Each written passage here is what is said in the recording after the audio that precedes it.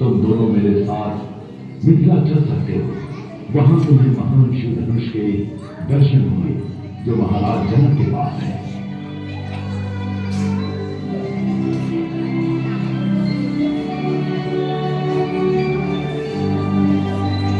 राम और लक्ष्मण दोनों विश्वामित्र के साथ मिथिला की ओर चल पड़े। धन्यवाद श्री राम, आपके पवित्र चरण के बल से आज मैं श्राप से मुक्त हो गई। तो क्या सालों से आप इस पाषाण के रूप में जी रही थी? हाँ राम, पापी इंद्र के षड्यंत्र की वजह से मेरे पति ने मुझे पत्थर बनने का श्राप दिया, लेकिन आज आपकी कृपा से मैं श्राप से मुक्त हो गई।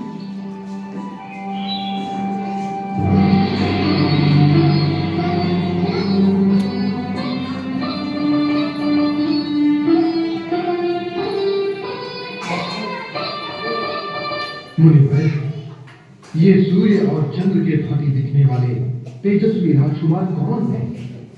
राजन, ये अयोध्या के महाराज दशरथ के पुत्र हैं। महाराज जनक ने सीता स्वयंवर के लिए ये शर्त रखी कि जो भी वीर महान शिव धनुष को प्रत्यंचा लगाएगा, राजकुमारी सीता उसे वरमाला पहनाएगी।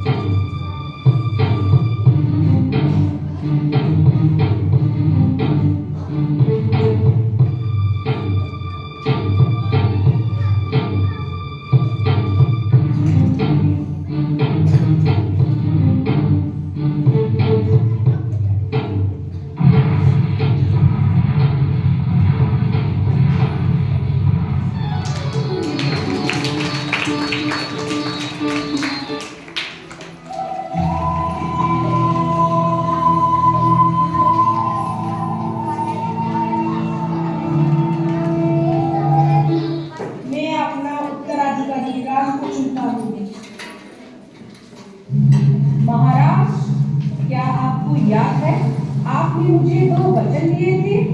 आज उन वचनों को पूरा करने का समय आ गया है।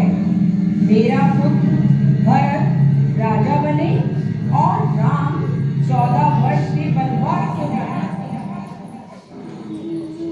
राजा दशरथ की आज्ञा पाकर राम और लक्ष्मण सीता के साथ 14 वर्ष के वनवास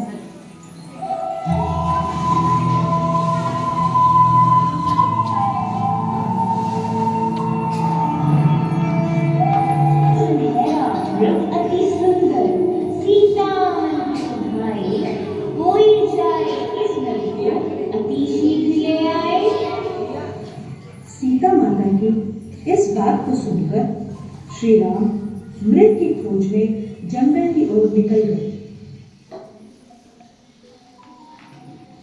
बहुत देर हो गई, प्रभु राम अभी तक लौटे नहीं।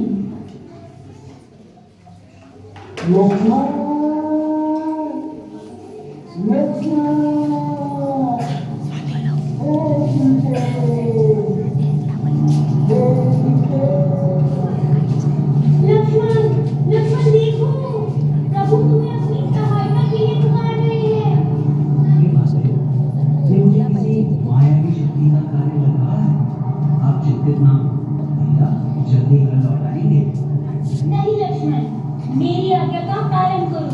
जाओ, प्रभु को तुम्हारी सहायता की आवश्यकता है। ठीक है माता, किंतु आप इस लक्ष्मण रेखा को पार नहीं करना। रावण को ज्ञान था कि वो लक्ष्मण रेखा को पार नहीं कर पाएगा, इसलिए उसने साधु बनने का जोर दिया और सीता माता को उठाकर ले गया।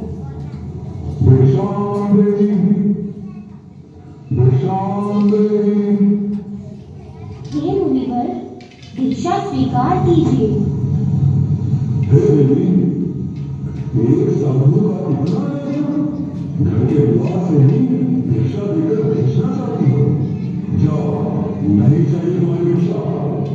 नहीं नहीं मुनिवर, रुकिए, मैं आती हूँ।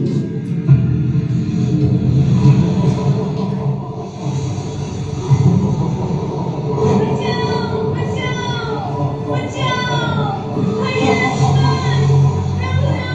राम जी की वानर सेना रावण को हराने और माता सीता को मुक्त करवाने के लिए राम जी के साथ श्रीलंका की ओर बढ़ रही थी।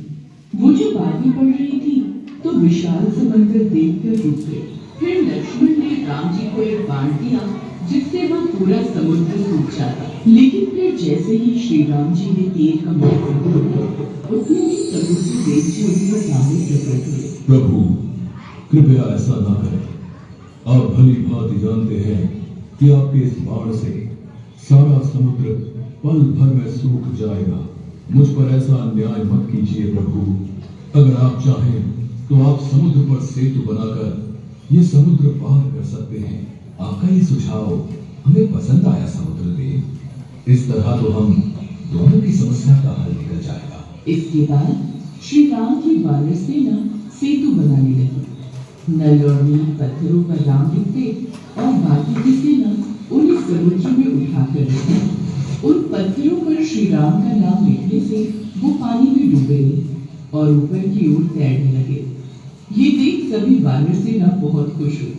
फिर सेतु बनने का निर्माण कार्य जोरों शोरों से शुरू हुआ। समुद्र किनारे भी श्री राम, लक्ष्मण और हनुमान जी के साथ ये सारा नजारा भी गिलहरी चिल्लाए, हे राम, हे राम। गिलहरी की चीख पुकार सुनकर राम जी वहां पर आए और उन्होंने गिलहरी को अपने हाथ में उठाकर पूछा, गिलहरी, इन बड़े बड़े वानरों के बीच भला तुम क्या कर रही हो? प्रभु सेतु पर बड़े बड़े पत्थर हैं। ये पत्थर आपके पाँव में न चुभ जाए, इसीलिए मैं रेत लाकर इन पत्थरों पर डाल रही हूँ। इससे आपकी राह कुछ आसान हो जाएगी। वानरों को आपकी सेवा करते देख मेरे मन में भी अरमान जागा कि मैं अपने प्रभु की कुछ सेवा करूं और इस राम सेतु में मैं भी अपना योगदान दूं। श्री राम, लक्ष्मण और हनुमान ये दरबार